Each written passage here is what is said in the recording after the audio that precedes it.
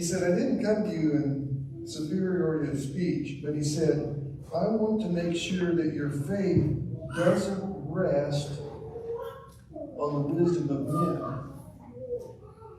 but on the power of God. See, part of the reasons for divisions in this church is the same as today. You know, I'm of this belief, I'm of this belief, I'm of this belief. And Paul said, your faith shouldn't rest on the wisdom of men, but on the power of God.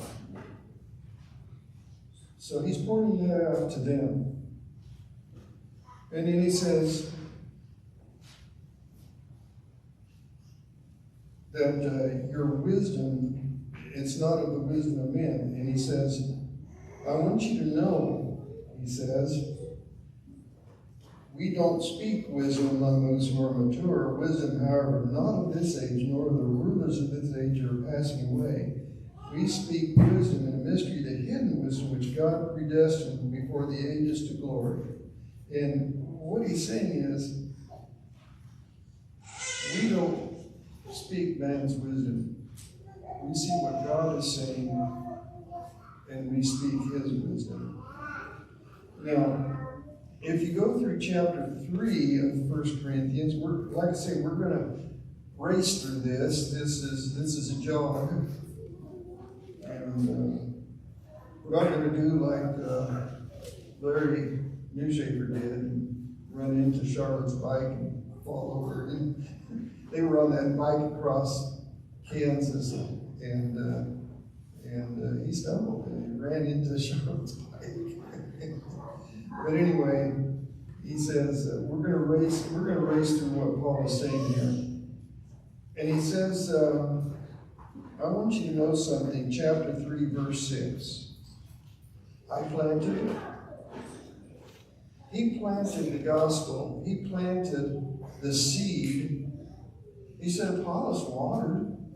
Now, Apollos, you remember, was an eloquent speaker. He said, but God caused the growth. What does he mean by that?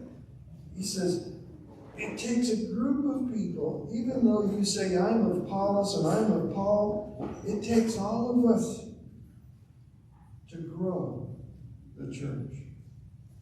Some plant, some water, but God causes the growth. And to think that we have something in it, no. It's just by the grace of God, there go I. So that's what Paul is telling them. Now, in chapter 4, and I'm just picking some highlights here just to let you see the progress of the Corinth church. Chapter 4, he says, let a man regard us in this manner as servants of Christ and stewards of the mysteries of God. Now, servants of Christ is a little bit different. You know, I don't mind being called a servant of Christ. Y'all don't mind that, do you? It's just when they're treated like a servant. Right? Do this, go do that. Oh, come on.